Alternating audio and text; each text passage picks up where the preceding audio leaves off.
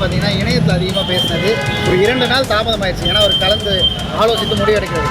அதுக்குள்ளே வந்து 2 சீட் வச்சுட்டு இவ்வளோ பேசுகிறாங்க, இந்த மாதிரிலாம் பண்ணுறாங்கன்ற மாதிரி இணையத்தில் நிறைய பேர் தாவைக்கு ஆதரவாளர்கள் பேசுகிறத பார்க்கும்போது எப்படி? இது வந்து தப்பான முரண்பாடு தான். 2 சீட்டோ அதை வந்து அலட்சியப்படுத்தக்கூடாது. மக்களால் தேர்ந்தெடுக்கப்பட்டவங்க தான் எம்எல்ஏ கேண்டிடேட். கிண்டல் பண்ணிட்டே இருப்பாங்க. இதுக்கு முன்னாடி வந்து திமுகவில் இருக்கும்போது நாங்கள் தோழமையில் இருக்கவங்களே பண்ணுறதை பார்க்க அந்த மாதிரி அரசியல் அறிவற்ற மக்களுக்கும் அரசியல் அறிவற்ற தலைவர்களுக்கும் அரசியல் அறிவற்ற பிற்போக்குவாதிகளுக்கும் ஒரு 2 சீட்டோட முக்கியத்துவத்தையும் ஒரு ஓட்டோட முக்கியத்துவத்தையும் இந்த தேர்தல் வந்து 2த்தையுமே நிரூபிச்சிருக்கு. அந்த ஒரு ஓட்டு எவ்வளோ முக்கியன்றதை அதில் காமிச்சிருக்காங்க. 2 சீட்டுன்னு சொல்கிறவங்க இனிமே வந்து இது வந்து காலமே வந்து இதுக்கு பதில் சொல்லியிருக்கு. அந்த 2 சீட்டு சொன்னாங்க பார்த்தீங்களா, இப்போ அந்த 2 சீட்டுனால தான் ஆட்சியே அமைய போகுது. அப்போ அந்த 2 சீட்டு எவ்வளோ முக்கியன்றது அவங்க எல்லாருமே தெரிஞ்சிருப்பாங்க. இப்போ சொன்ன மாதிரி அந்த 2 சீட்டோட வேல்யூ வந்து இப்போ அவங்களுக்கு மொத்தமாக தெரிஞ்சிருக்கும். இதுமேட்டு அந்த 2 சீட்டு 1 சீட்டுன்றத பேச மாட்டாங்க.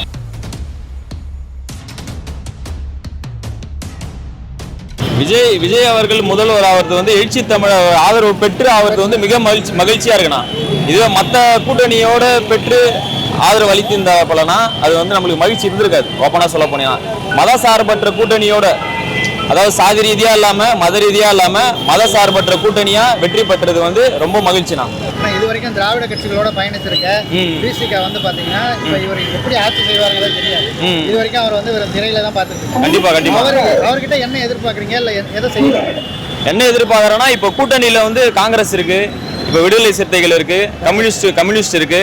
இவங்களோட ஆலோசனையை கலந்து எந்த ஒரு முடிவா இருந்தாலும் இப்போ அரசியல்ல பாத்தீங்கன்னா இப்போ இப்போ கூட்டணி சேர்ந்திருக்கும் பாத்தீங்களா, அவங்களோட வந்து அர்ப்பணிப்பு வந்து அளப்பரியது தமிழ்நாட்டுக்கு.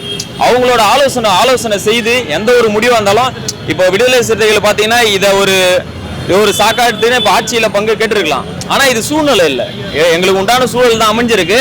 ஆனால் வந்து இந்த நெருக்கடி கொடுத்து நாங்கள் வந்து ஆட்சியில் பங்கு வந்து எடுக்கிறதுக்கு விரும்பலை. அது சூழல் அமையிட்டோம். அது வந்து மக்களோட இது விருப்பத்தோடுமே, அதே மாதிரி அவங்க கட்சியோட விருப்பத்தோடுமே நாங்கள் எந்த டைம் வரணுமோ அந்த டைம் வந்து ஆட்சியில் பங்கு எடுத்து போனோம்.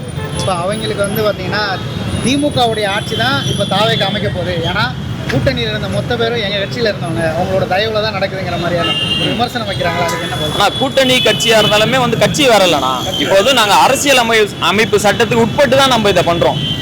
ஓகேங்களா? இப்போ நம்மளோட தனிச்சின்னத்தோடு போட்டி போட்டோம், வெற்றி பெற்றோம்.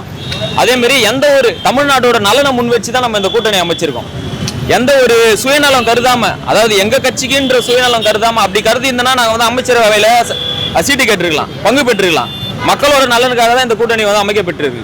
இப்போ நீங்கள் கேட்டீங்க. இன்னொன்று அதில் என்னன்னா, நாங்கள் வந்து பாஜக ஆட்சி வந்து எங்களுக்கு வேணுன்றதுக்காக நாங்கள் வந்து இதில் வந்து வரலை. எங்களுக்கு தலைவர் எழுச்சி தமிழர் வந்து எந்த பாதையில் போனாலும் அந்த பாதை எங்களுக்கு சரியா இருக்குன்னு சொல்லிட்டு தெரியும். அவர் வந்து ஒரு விஷயத்தையே வந்து 100 வாட்டி யோசிச்சு தான் அவர் பேசுவார்.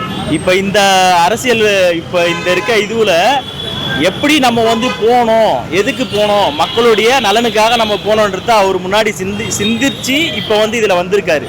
நீங்கள் கேட்டதுக்கு அதுதான் பதில். அதனால தான் நாங்கள் வந்து இப்போது லேட்டானாலும் நாங்கள் இப்போ வந்து எதுக்காக வந்திருக்கோம்னா முழுமையாக மக்களுடைய நலனுக்காக.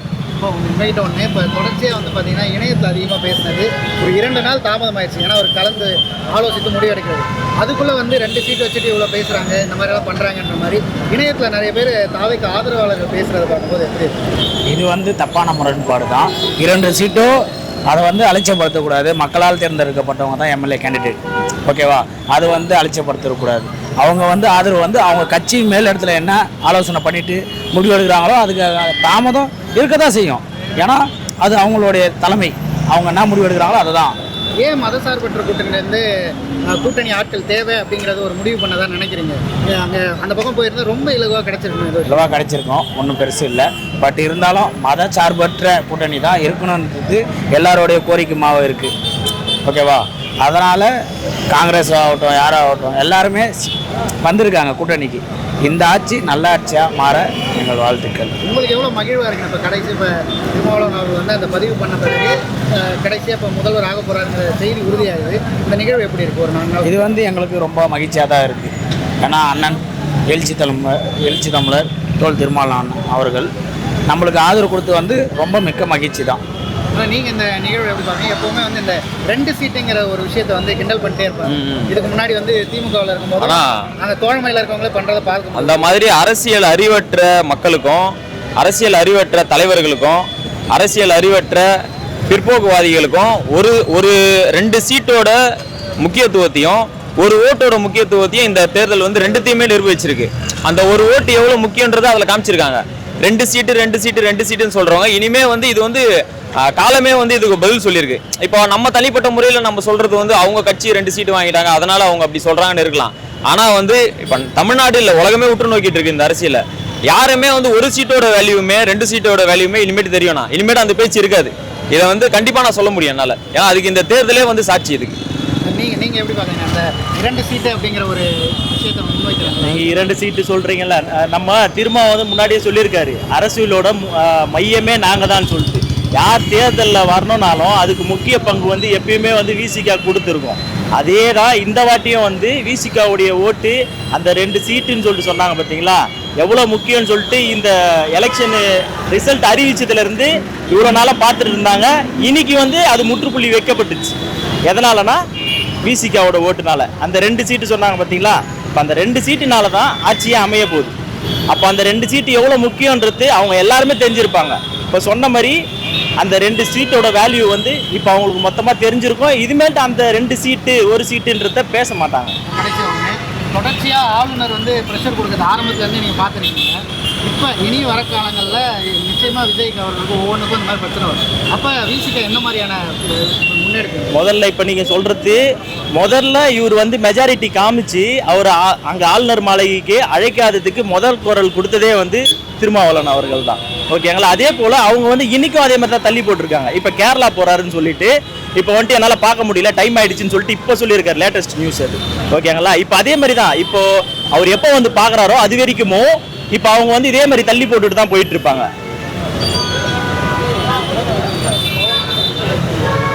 ஆனால் விஜய் அவர்களே வந்து பார்த்தீங்கன்னா இது சார்ந்த விடயங்கள் எதுவுமே பேசல. ஆளுநர் வந்து இந்த மாதிரி ஒரு விஷயம் பண்ணுறாரு போது அவரே குரல் கொடுக்கல. அதை எப்படி அவர் குரல் கொடுக்கலன்னா அது என்னன்னா அவருக்கும் இந்த டைம்ல வந்து ப்ரெஷர் இருக்கும்ல, ஏகப்பட்ட ப்ரெஷர். அணியிலிருந்து அவரும் ஆளுநர் மாளிகைக்கு போறாரு வராரு. அவர் ஏன் கூப்பிடலன்னா இது மொத்தமா வந்து மத்திய அரசுல இருந்து பண்ற சூழ்ச்சின்னு எல்லாருக்குமே தெரியும். அமித்ஷாவும் சரி மோடியும் சரி அவங்க வந்து முக்கிய புள்ளி இதுல. ஏன் ஆளுநர் வந்து அங்கிருந்து இது பண்றாரு இப்படி அலக்கழிக்கிறாருன்னா முக்கிய காரணம் அவங்க தான் சொல்றேன். நீங்க இப்ப இதுக்கப்புறம் இப்ப ஆளுநருக்கு வந்து இந்த மாதிரி ஆளுநர்ன்றவங்க வந்து மக்கள் நலனுக்காகவும் அந்த மாநில நலனுக்காகவும் தான் நியமிக்கப்படுறவங்க. ஆனா வந்து இந்த பாசிச பாஜக ஆட்சியில ஆளுநர் எல்லாமே அந்த அரசியலுக்கு உகந்தபடி தான் செயல்படுறாரு. ஆளுநர் வேணான்றது தான் தமிழ்நாடோட கருத்து. இப்போ அதுக்கு இது ஒரு சான்று. அவர் வந்து அரசியலமைப்பு சட்டப்படி அவர் வந்து தன்னோட அதிகாரத்தை வந்து உபயோகிக்கல.